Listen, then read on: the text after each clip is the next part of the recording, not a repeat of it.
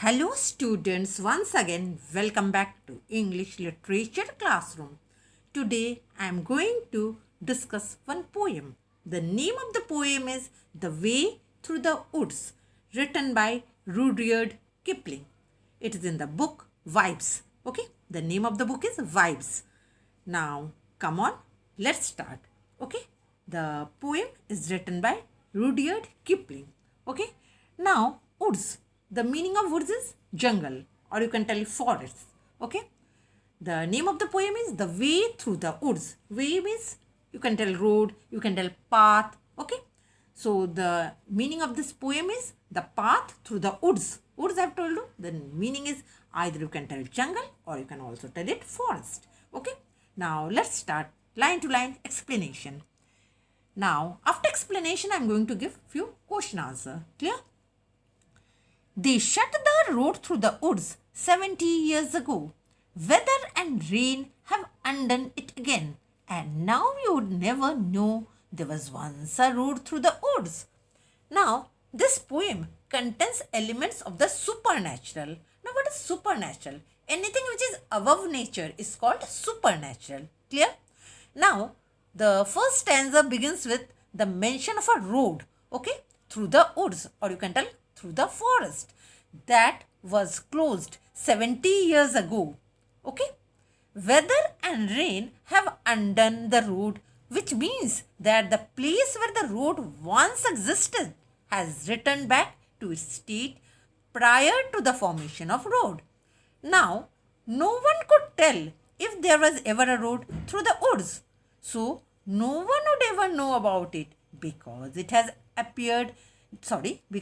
disappeared beneath the bushy undergrowth. Okay, there was once a road through the woods. Okay, listen carefully. There was once a road through the woods. Okay, it suggests that at present there is no road. Before they planted the trees, it is underneath the coppice and heath. Now, coppice and heath means shrubs and bushes. Okay, landscape of woodland, or you can tell land in the woodland. Okay, and the thin anemones. Anemones means flowering plant. Okay, now here the poet is telling that no one would ever know about it because it has disappeared beneath the bushy undergrowth. Okay, no one could tell if there was ever a road through the wood. Okay, now what is the reason behind it? Because no one would ever know about it as it has disappeared beneath the bushy undergrowth. It lies beneath uncultivated shrubs and flowering plants like anemones. Okay, now the place is occupied by the ringdove that broods there and the burrowing badger which rolls in it playfully. Okay, look here where it is written that where the ringdove broods and the badger roll at ease, there was once a road through the woods. Okay, now that place is occupied by the ringdove, the broods that broods there. Okay, ringdove that broods there, and the burrowing badger which rolls in it playfully. Now let's come to the second stanza. Yet if you enter the wood of a summer evening late. Okay, here the poet is telling that if one ventured forth into the wood on a late summer evening, what will happen? When the night air cools on the trout pools where the otter whistles is met. Now, in the summer evening, what happens? The night air cools above the pools, okay? And that abounds in trouts, okay? That abounds in trouts. And trout ring is filled with trout fish, okay? And it's met and their creatures do not fear, okay? Now look, this line I have not told you. Again, I am telling this line. Where the otter whistles is met, okay? Now, otter is a type of aquatic carnivorous animal. Okay. Now the night air cools above the pool that abounds in trout. Okay. The pool is filled with trouts and the otter calls out to the mate. And these otter, they are not afraid of men. Okay. They fear not men in the woods. Why? Because they are so few. Because over there are no men. So they are not afraid of men. You will hear the beat of a horse feet. Okay. Now, over here, the poet is telling that one would hear the trampling of a horse hoofs. Okay.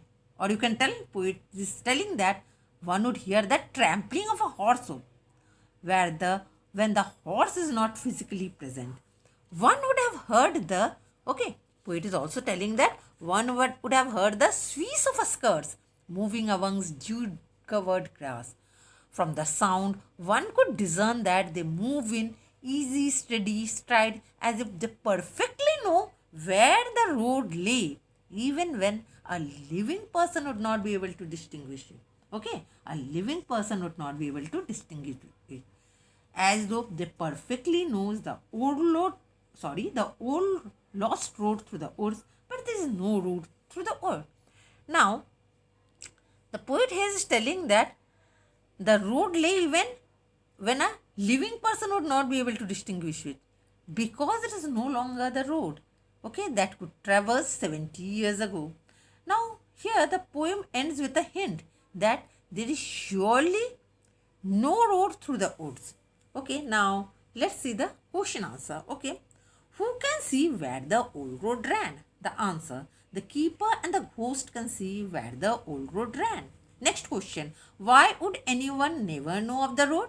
Answer, anyone would never know of the road because the road has now turned into a dense forest. Okay, that's what I was explaining in this poem. Okay, the road was there 70 years ago. Now it is covered with bushes and shrubs, isn't it? Let's look at the next question. What is the road in the wood covered with now? Now the road in the wood is covered with big trees, coppice, heath, and thin anemones. Why is the otter not afraid of man? The otter is not afraid of humans because they hardly see any. Okay, over there are no human beings. Which animals are present in the woods? Animals and birds like doves, trouts, otter, horses. Okay, all these are there in the woods. Okay, with this I am concluding this video. In my next video I am going to bring something new. Until then, goodbye.